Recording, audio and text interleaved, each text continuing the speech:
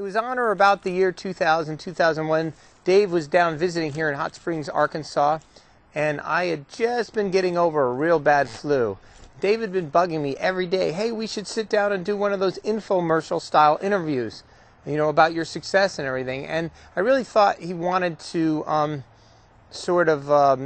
do a little sort of tongue-in-cheek, fun version, sort of making fun of those interviews, which I would be game for too. But either way, I just was not feeling well. But every day he brought up to me, come on, let's do it. And so on the third day, feeling lousy, all right, let's sit down. And we started doing the interview, and Dave started asking me these questions about my business. And it occurred to me he was really serious about it. And so it sort of shifted from a sort of fun little mocking thing we were doing to somewhat serious about success. And I had told him that if I ever wrote a book in the next year or two that we could do something like this. But what we were doing was we just sat down with one take, and it was meant to be a test of how this interview thing worked out. It turned out Dave was a very good interviewer and very serious about the whole thing, and I sort of snapped into gear, and we had a lot of fun with it. And this is our interview. Hi, I'm Dave with Entrepreneurs Today, currently interviewing John Cooksey, owner of Elite Video based in Arkansas. John, you've been in the business for a number of years, and you've seen tremendous amount of growth. A lot of new entrepreneurship is going on recently, especially with the advent of the web. Tell me, what should people look for in terms of product? Well, you know, product is not necessarily the most important thing, but the most important thing is actually the market. Everybody thinks, well, if I get a great product, then people will instantly flock to me and I'll be successful. That's contrary to what the truth is, and the truth is you have to find the market. You have to find the people needing a particular item, then you find the item to sell to them. Once I find the crowd, how should I go about identifying the market? Sometimes it helps to get a mail list of different kinds of associations, for example, doctors, lawyers, people that run nurseries that grow trees. This is a crowd of what I'm talking about. Then you figure what kind of product can you sell to them.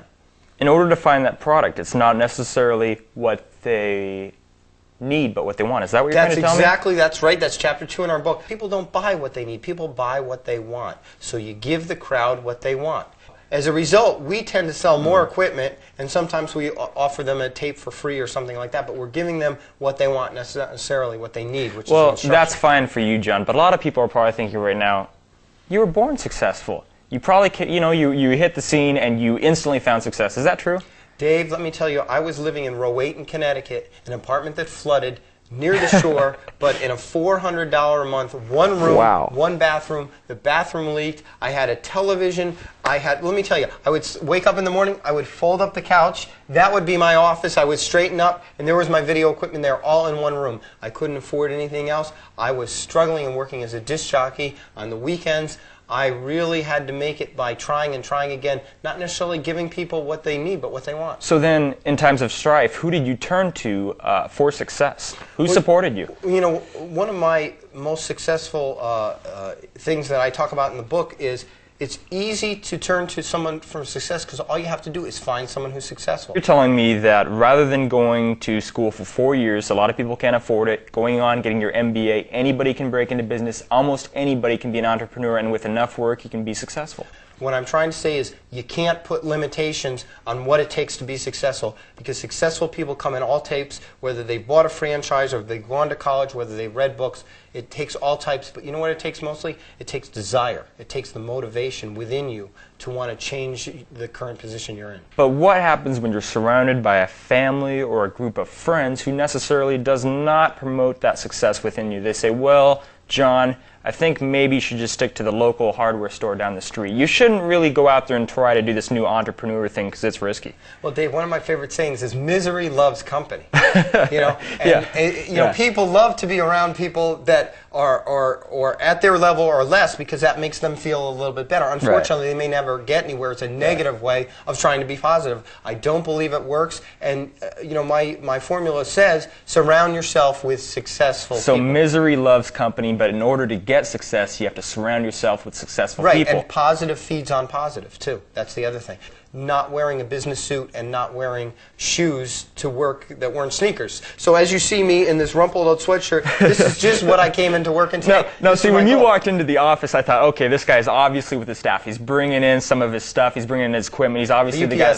Yeah, I thought maybe you're the UPS guy that comes in, and you know, we only deal with entrepreneurs, but most of the entrepreneurs that I see are guys that come in $1,000 suits. You are making plenty of money. You've got a successful business, well established. You come in a gray suit. Who are you trying to impress? Well, exactly nobody. But here's my question.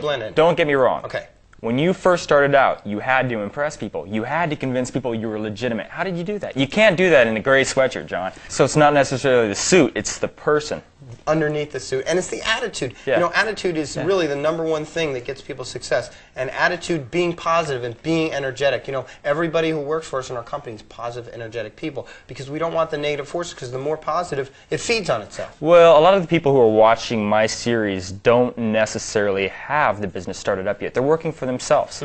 But a lot of times the weather gets a little bit cloudy. How do you maintain the sunny spirit inside of you even when sales are down, when the product isn't working, when family is telling you just hang it up? One of the success secrets we had is I always had a list.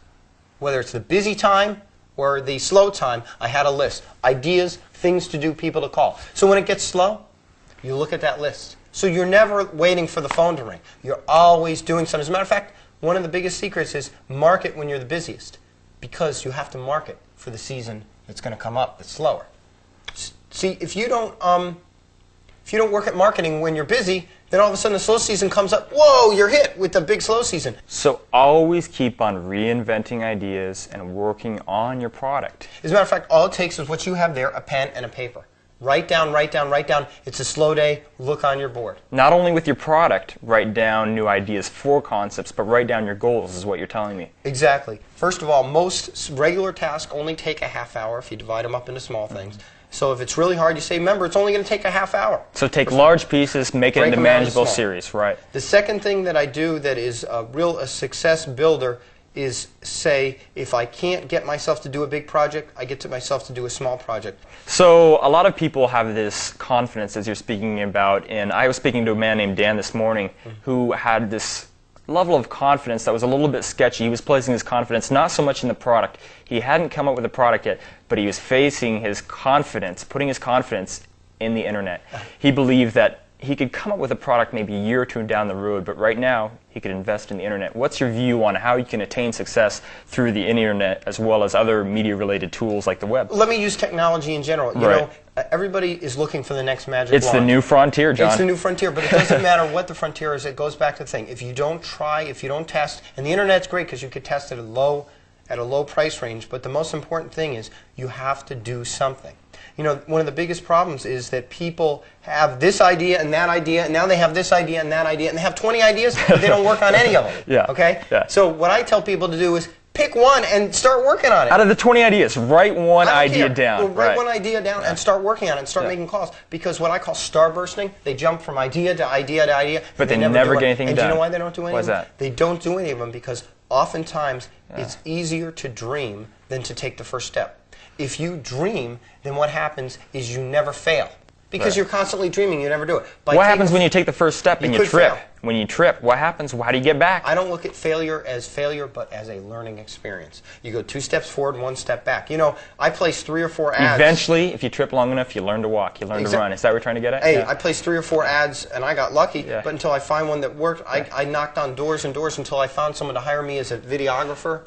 I was talking with somebody on your staff earlier, just trying to find out a little bit more about the successful business. They were telling me that you're spending upwards $15,000, $20,000 a month. A lot of people can't spend $300,000 in ad revenues per year. That's an incredible amount. I mean, you can generate that much because you have a lot of money coming in. It's a successful business. You built it up over the last 7 years. Tremendous growth. You want to know how people can do something on a low budget? There you go. Okay. The low budget principle is simply like this. What works on a small level can probably work at a big level, but the biggest mistake people make is they say, I am so sure of this product I'm going to sell. I'm not going to waste my time on the small classified. I'm going to go right to the giant half-page ad, USA Today. And I've said to people over the phone, don't you want? Oh, I don't need to test it.